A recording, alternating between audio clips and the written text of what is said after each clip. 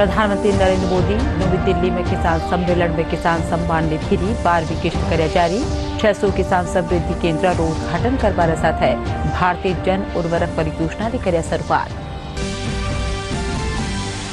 Water set से जुड़ी समीक्षा बैठक आज जयपुर में राखी जी। राजस्थान के साथ गुजरात, महाराष्ट्र, मध्य प्रदेश और गोवा अधिकारी भी किए शामिल।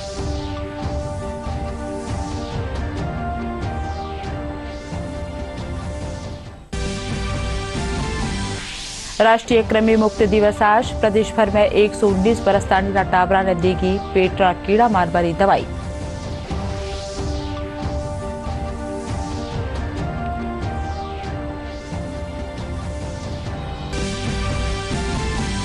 प्रदेश में देर रात भूकंप का झटका कराया गया महसूस। रिक्टर पैमाना वाले भूकंप की तेजी 6.0।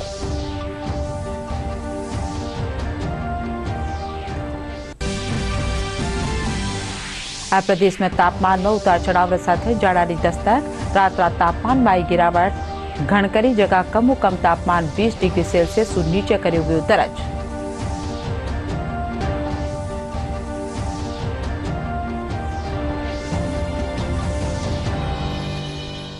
खबरा में आपरो घणो घणो स्वागत। खबरा विगतवार। प्रधानमंत्री नरेंद्र मोदी आज नवी दिल्ली रा भारतीय कृषि अनुसंधान संस्थान में प्रधानमंत्री किसान सम्मेलन 2022 रो उद्घाटन करया और साथ ही भारतीय जन उर्वरक परियोजना एक राष्ट्र एक उर्वरक की शुरुआत करता थका किसान सम्मान निधि री 12वीं किश्त जारी करया है।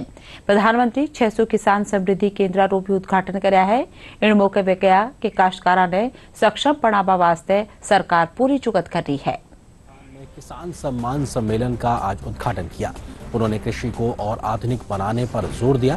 प्रधानमंत्री ने किसान सम्मान निधि की 12वीं किश्त भी आज जारी की। देश के 8 करोड़ से ज्यादा किसानों के खाते में सीधे 16,000 करोड़ रुपए से अधिक की राशि नगद हस्तांतरित की गई है। पीएम किसान सम्मान निधि भी है।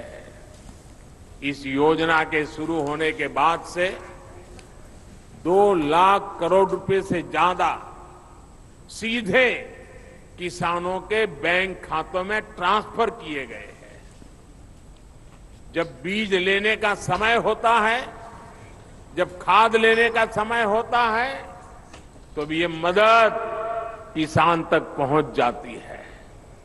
देश के 85% से अधिक छोटे किसानों के लिए ये बहुत बड़ा खर्च होता है। आज देश भर के किसान मुझे बताते हैं कि पीएम किसान निधि ने उनकी बहुत बड़ी चिंता को कम कर दिया है। प्रधानमंत्री ने किसान समृद्धि केंद्रों के प्रथम चरण के तहत देश भर में 600 केंद्रों का उद्घाटन किया है। इन केंद्रों पर बीज से खाद तक किसानों के लिए उपलब्ध होंगे। ये केंद्र किसानों को विभिन्न क्षेत्रों में मददगार होंगे। भविष्य में इन्हें उर्वरक की खुदरा दुकानों में परिवर्तित किया जाएगा। देश भर की 3.25 लाख से अधिक खाद की दुकानों को प्रधानमंत्री किसान समृद्धि केंद्रों के रूप में विकसित करने के अभियान को आरंभ किया जा रहा है। ये ऐसे केंद्र होंगे जहां सिर्फ खाद ही मिलेगी ऐसा नहीं, बल्कि बीज हो, उपकरण हो, सॉइल टेस्टिंग, मिट्टी की टेस्टिंग हो, हर प्रकार की जानकारी जो भी किसान को चाहिए वो इन केंद्रों पर एक ही जगह पर मिलेगी। फर्टिलाइजर बेचने वाले लोग होते हैं, जिसको ज्यादा कमीशन मिलता है तो वो ब्रांड ज्यादा बेचता है, कमीशन कम मिलता है तो वो ब्रांड बेचता नहीं है। और इसके कारण किसान को जरूरत के हिसाब से जो गुणवत्ता वाला खाद मिलना चाहिए, वो इन स्पर्धा के कारण, भिन्न भिन्न नामों के कारण और वो बेचने वाले एजेंटों की मनमानी के कारण किसान परेशान रहता था।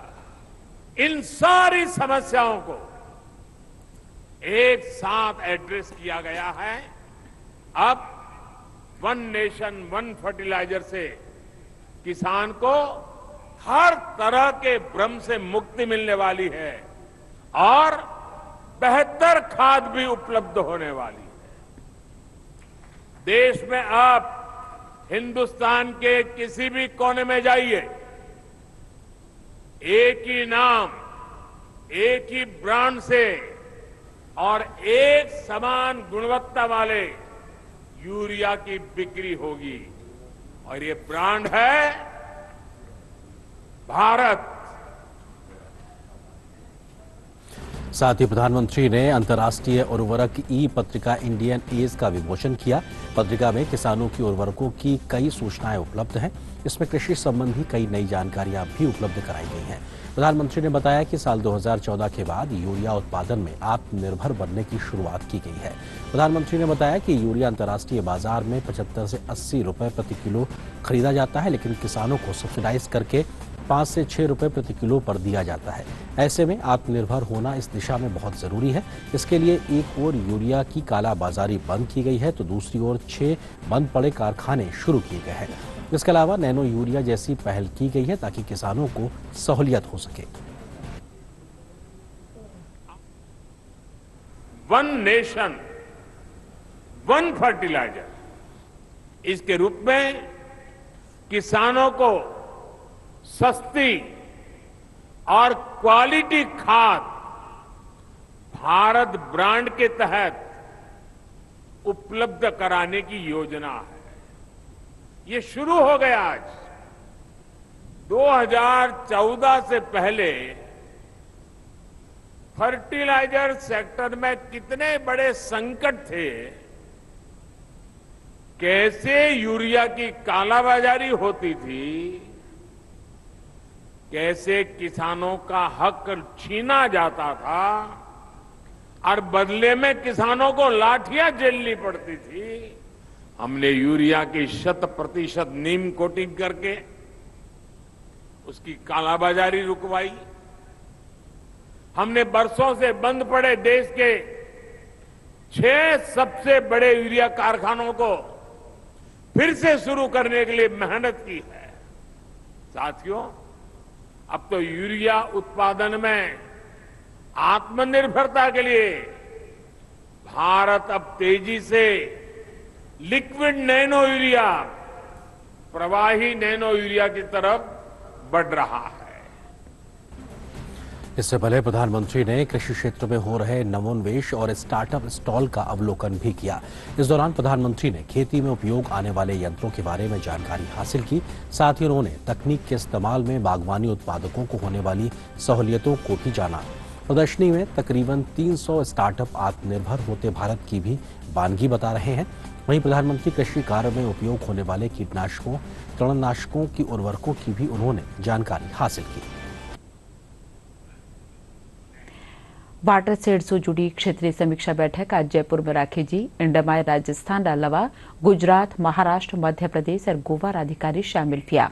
ग्रामीण विकास मंत्रालय रा भू संसाधन विभाग री रीजनल बैठक री अध्यक्षता कर रिया भारत सरकार रा अतिरिक्त सचिव हुकुम सिंह मीणा बताया कि बैठक रो थी काश्तकारा री आय बढ़ावणो और फसला री पैदावार बढ़ावणो है।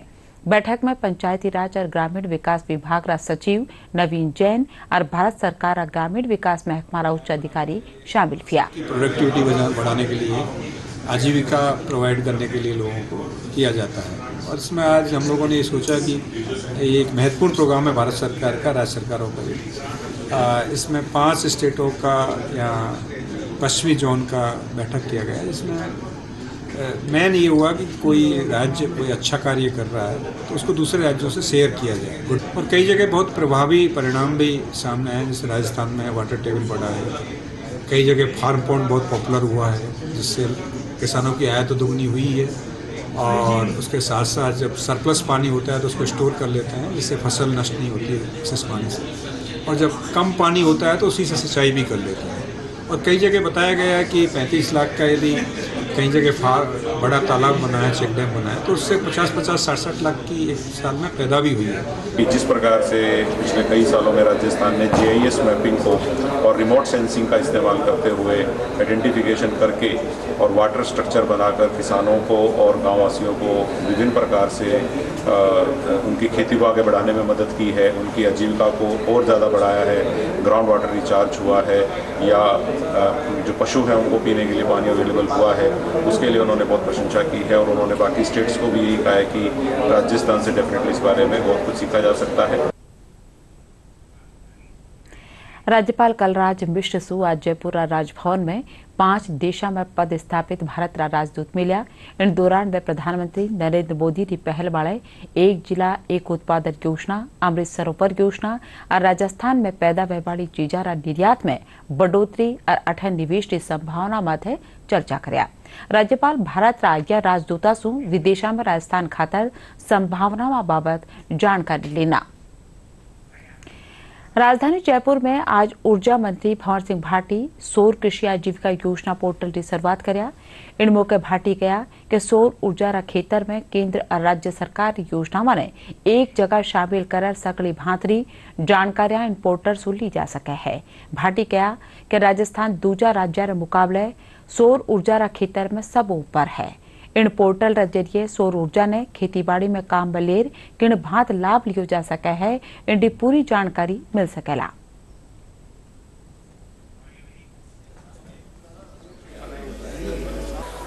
कुसुम योजना में जो वर्तमान में प्रचलित योजना है उसमें भी राजस्थान हालांकि पहले नंबर पे है। 46 मेगावाट का उत्पादन हमने अभी करना शुरू कर दिया है कि किसान इस पोर्टल के माध्यम से यहाँ रजिस्ट्रेशन करवा सकेगा कि मुझे फला गांव के फला 33 kV GSS में अपनी जमीन सोलर प्लांट लगाने के लिए की लीज पर देनी है। और उसके साथ साथ जो छोटे डेवलपर्स हैं जो 0.5 से लेकर 5-7 मेगावाट तक बिजली का उत्पादन प्लांट लगाना चाहते हैं, तो उनके लिए भी हमने ये ऑप्शन रखा है कि वो भी रजिस्ट्रेशन यहाँ करा दें। तो सोलर डेवलपर भी रजिस्ट्रेशन कराएंगे और किसान जो जमीन देने वाला है उनका रजिस्ट्रेशन भी होगा। और इसमें किसानों की बाकायदा हमने अच्छी एक दरें भी निर्धारित की है कि लीज की सालाना इतने रुपए फला मतलब एरिया वाइज रखा है DLC रेट के हिसाब से कि किराया या लीज के रूप में दिया जाएगा। और वो जो लीज की राशि है उस पर भी ये प्रावधान किया गया है कि डेवलपर को पेमेंट डिस्कॉम करे उससे पहले किसान का जो लीज का किराया है पहले वो किसान को दिया जाए और बाकी का जो बचा हुआ पैसा है वो उस सोलर प्लांट लगाने वाली डेवलपर कंपनी को दिया जाए। आज कृमि मुक्त दिवस है। इन दौरान पूरा प्रदेश भर में 119 बरस तानीरा करीब 3 करोड़ 32 टाबरा ने पेट रा कीड़ा मारवारी दवाई दी जा रही है। राजकीय उच्च प्राथमिक विद्यालय गांधीनगर रा प्रधानाध्यापक रमेश पारिक बताया कि टाबरा ने यह दवाई सकला स्कूलों में मुफ्त दी जा रही है।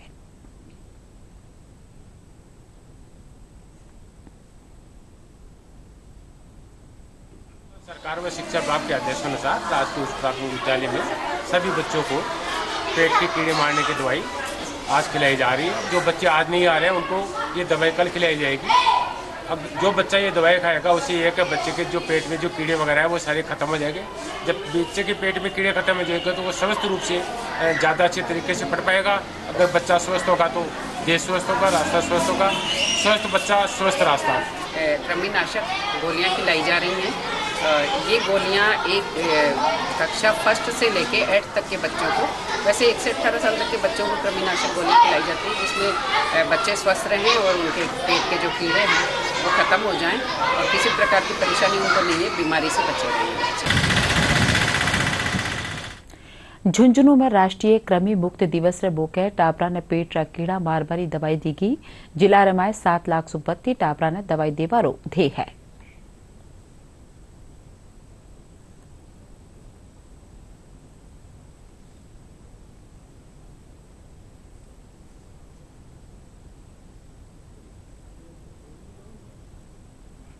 राष्ट्रीय कृमि मुक्ति दिवस पर आज JK Modi senior secondary school में बालिकाओं 100 बालिकाओं 1 से 19 साल के बालक बालिकाओं को ये कृमि मुक्ति की टेबलेट एल्बाडोंजोल पूरे ज़िले में सभी को दी जाएगी और इसकी शुरुआत यहाँ कार्यक्रम आयोजित करके किया जा रहा है। और मैं इस अवसर पर चिकित्सा एवं स्वास्थ्य विभाग के CMHO साहिबान जो उपस्थित हैं।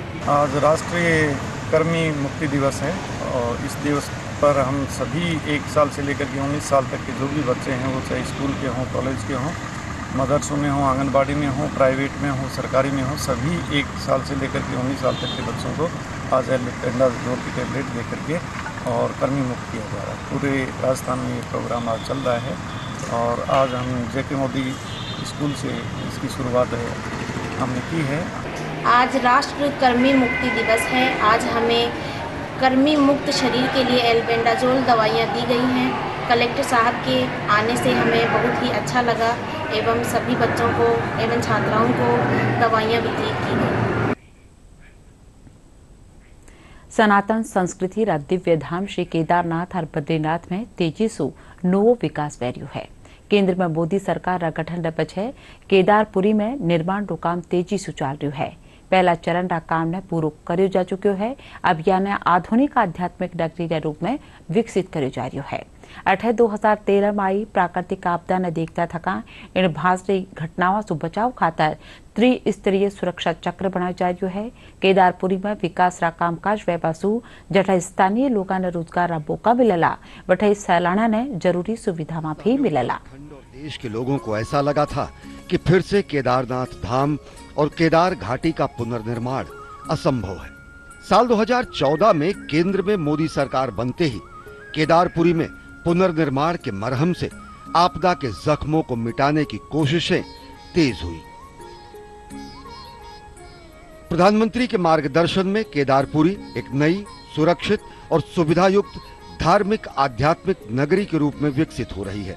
2013 की आपदा से सीख लेते हुए मंदिर परिसर को अभेद्य सुरक्षा प्रदान की गई है। मंदिर परिसर के चारों ओर त्रिस्तरीय सुरक्षा चक्र का निर्माण किया गया है, जिससे भविष्य की किसी भी आपदा से बाबा के धाम को सुरक्षित रखा जा सके। श्री केदारनाथ धाम के पुनर्निर्माण के प्रथम चरण के कार्य पूरे हो चुके हैं, जिनमें temple plaza, arrival plaza, Mandakini एवं सरस्वती नदी पर सुरक्षा दीवार का निर्माण, पंच घाटों का निर्माण, 5 अतिथि गृहों और 3 ध्यान गुफाओं का निर्माण इनमें शामिल है। श्री केदारनाथ धाम में माननीय प्रधानमंत्री जी की प्रेरणा से और उनके नेतृत्व में पुनर्निर्माण के कार्य काफ़ी तीव्र गति से चल रहे हैं। इसमें अभी करेंटली करीबन 21 प्रोजेक्ट हमारे गतिमान हैं और उसमें कई ऐसे प्रोजेक्ट्स हैं जो कि आने वाले समय में जो हमारे यात्री आ रहे हैं, तीर्थालु आ रहे हैं, उनको काफ़ी सहायता प्रदान करेंगे। श्री केदारनाथ के साथ ही श्री बद्री विशाल की यात्रा को और सुगम बनाने के लिए बद्रीनाथ मास्टर प्लान की शुरुआत अप्रैल 2022 में हुई। प्रोजेक्ट को 3 चरणों में बांटा गया है। इसका उद्देश्य बद्रीनाथ को आधुनिक आध्यात्मिक शहर के रूप में विकसित करना है, जहां बद्री विशाल के दरबार तक पहुंचने वाले हर भक्त की सुविधा का ख्याल रखा जा सके। साथ ही 8वें बैकुंठ के नाम से विख्यात बद्रीनाथ अपने भव्य रूप में देदीप्यमान हो सके। पहले चरण के तहत 272 करोड़ रुपए के 15 प्रोजेक्ट पर काम चल रहा है। शौचालय, holding area, traffic free area, आरती स्थल का निर्माण जैसे कई कार्यों की श्रृंखला के तहत परियोजना बनाई गई है। पूरी परियोजना के लिए अभी तक लगभग 563 करोड़ रुपए के कार्य चिन्हित किए गए हैं और भूमि अधिग्रहण के लिए राज्य सरकार की ओर से 156 करोड़ रुपए स्वीकृत किए जा चुके हैं। श्री बद्रीनाथ धाम के कायाकल्प के लिए सरकार समर्पित है। श्री बद्री केदारनाथ धाम के विकास कार्यों का असर राज्य में बुनियादी ढांचे के विकास से सीधे तौर से जुड़ा है। पुनर्निर्माण कार्यों से न केवल राज्य में आर्थिक गतिविधियों को बढ़ावा मिल रहा है, बल्कि स्थानीय रोजगार के अवसर भी पैदा हो रहे हैं। प्रधानमंत्री नरेंद्र मोदी के लिए श्री बद्रीनाथ केदारनाथ धाम के विस्तार की परियोजना ये कैसे सपने का साकार होना है, जिसकी लालसा हर सनातन धर्मावलंबी को शताब्दियों से थी। अखिल भारतीय डाक सेवा कर्मचारी संघ कार्यकारिणी की बैठक आज राजस्थान परिमंडल जयपुर में राखी जी। इंडर पूरा देश भर 24 परिमंडला सु पदाधिकारी शामिल हुआ। राजस्थान परिमंडल जयपुर रा सचिव विनोद कुमार मीणा बताया कि 10 सूत्रीय मांगा ने लेर यह बैठक राखी जी है। इन बैठक रवाए कर्मचारी समस्याओं खातर चर्चा करेगी।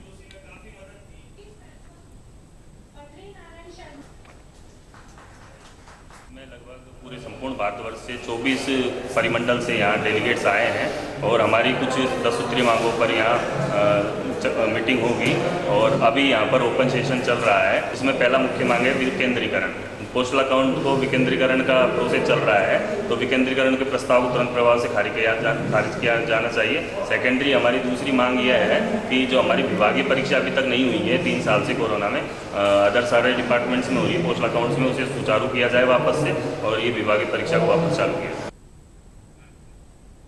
कोरोना महामारी ने पछे फेरू शुरू करेगी पैलेस ऑन व्हील्स शाही रेलगाड़ी कई जगह सुबहती भी आज जोधपुर पूगी। 8 यात्रियों राजस्थानी परंपरा सु सत्कार करो गयो।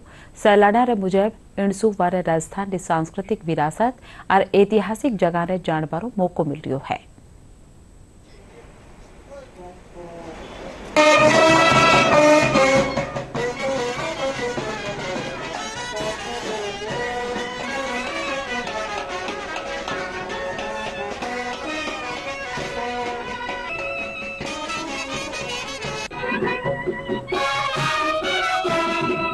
कैसा होता है आप सोचेंगे ये इस पूरे सिस्टम को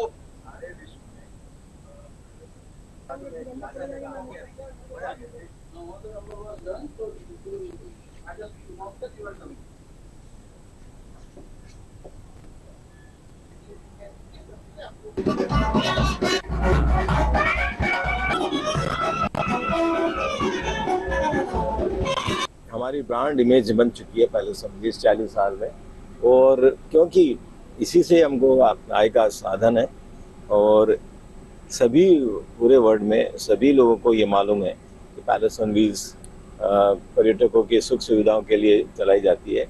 तो एक सभी जगह सब डेस्टिनेशन पे जैसे जैसलमेर हो, जोधपुर हो, भरतपुर हो, आगरा हो, हमारा उदयपुर हो, सभी जगह पर्यटन व्यवसाय को एक महत्ता मिलती है और सभी लोग इससे जो जुड़े हुए हैं उनके सभी के चेहरों पे एक प्रसन्नता है और हम आशा करते हैं कि ये ट्रेन अच्छी चलेगी, बुकिंग इसकी अच्छी होगी और आगे तक सतत यही प्रयास। 1000 places to see before you die. After Taj Mahal Palace on Wheels का नाम वहाँ है। कई मैगजीन है और we have been rated second best journeys of the world, rail journeys of the world. So पहली है रोबोज और उसके बाद पैलेस ऑन व्हील्स का नंबर आता है। इनफैक्ट पैलेस का नाम जुड़ते ही लोगों की जो ड्रीम होता है वो होता है कि हमारी सेवाएं वैसी होगी जैसे राजा महाराजा की होती है और इसीलिए वो अभिभूत होके इसको प्रशंसा सुन के कई लोग यहाँ पैलेस में आते हैं। जोधपुर में सर्वप्रथम जो अपना मेन प्रमुख स्थल है मेहरानगढ़ फोर्ट से शुरू रहेगा, आज जो आइटनरी है, इसके बाद में जसवंतपुरा रहेगा और फिर उसके बाद के अंदर जो है आपके उम्मीद होम पैलेस रहेगा। उसके बाद में लंच करके वापस ट्रेन सारे यात्री वापस यहीं पे आएंगे। बहुत अच्छा एक्सपीरियंस था। हम पहले भी आ चुके हैं, अब हम दोबारा आए हैं बच्चों को लेकर for them to experience the same thing. It's a treatment like a royalty every step of the way. Yes, we've been spending almost 1 week on the train, and to be honest, it's been an incredible experience. Something we didn't know before coming. But the train has stopped us every day in a different city, every day a different experience, every day a different thing to do, and very interesting day by day. So this is what's interesting with this train, and the comfort of the train, the food on the train is excellent, and the people on the train are very, very competent. राज्य स्तरीय राजीव गांधी ग्रामीण Olympic खेला की शुरुआत में पछे आज खेला में खिलाड़ी आपरो दमखम दिखा रहा है। मुख्य खेल अधिकारी वीरेंद्र पूनिया बताया कि जयपुरा एसएमएस स्टेडियम में राखी जा ग्रामीण ओलंपिक खेला राखी चरण में 330 टीमें शामिल रही है। वे बताया कि सोना रोत्तम को जीत वाला खिलाड़ियों ने 51,000 की रकम दी जावाला। पूनिया बताया कि खेला ने बढ़ाव देवा वास्ते ए होड़ रखी जा रही है जिनसो अंतर्राष्ट्रीय स्तर मारे भारत रो नाम रोशन वह सके। और ये गेम 16 से स्टार्ट हुए। 330 टीमें अलग अलग खेलों की kabaddi, volleyball, shooting ball, kho kho, hockey और क्रिकेट, टेनिस के खिलाड़ी इसमें भाग ले रहे हैं और जीतने वाली टीमों को एक प्राइवेट कंपनी की तरफ से गोल्ड मेडल जो जीतेगा उसको 51,000 रुपये और जो सिल्वर मेडल जीतेगा उसको 21,000 रुपये का प्राइज मनी भी दिया जाएगा। और इसके साथ साथ राजस्थान राज्य क्रीड़ा परिषद की चेयरमैन पद्मश्री डॉक्टर कृष्णा पूनिया ने अपने उद्बोधन में मुख्यमंत्री जी से खेलों का और विकास करने के लिए 500 कोचों की मांग की, तो मुख्यमंत्री ने विश्वास दिलाया कि आने वाले बजट में कोचेज की भर्ती की जाएगी। प्रदेश में देर रात भूकंप का झटका महसूस किया गया। रात ने 12:36 माळे भूकंप कंपर महसूस हुयो। भूकंप केंद्र जयपुर में जमीन से 10 किलोमीटर नीचे रहियो। रिक्टर पैमाना माळे भूकंप की तेजी 3.6 रही। प्रदेश में तापमान में उतार चढ़ाव साथ भोड़ी ठंड पड़वा लगी है। खणकरी जगह कम तापमान 20 डिग्री सेल्सियस से नीचे दर्ज करो गयो है। अब के बिरखारो दौर अक्टूबर महीना में भी जारी रहने कारण कड़ाकारी ठंड पड़ेला। और अब खास खबर एक बार फिर।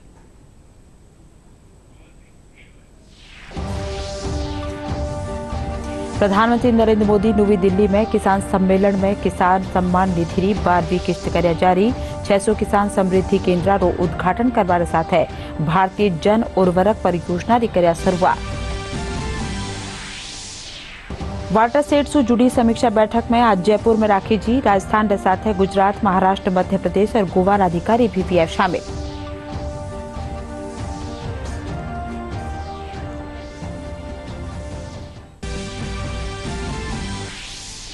राष्ट्रीय कृमि मुक्त दिवस आज। प्रदेश भर में 119 बरस ताणी रात टाबरा नदी की पेट कीड़ा मार वाली दवाई।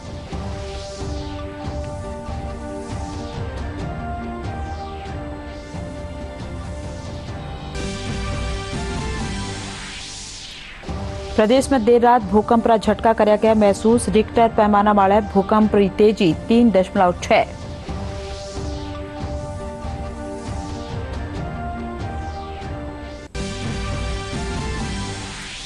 और प्रदेश में तापमान में उतार चढ़ाव साथ जाड़ा दस्तक। रात तापमान में आई गिरावट। घणकरी जगह कम तापमान 20 डिग्री सेल्सियस से नीचे करो गयो दर्ज।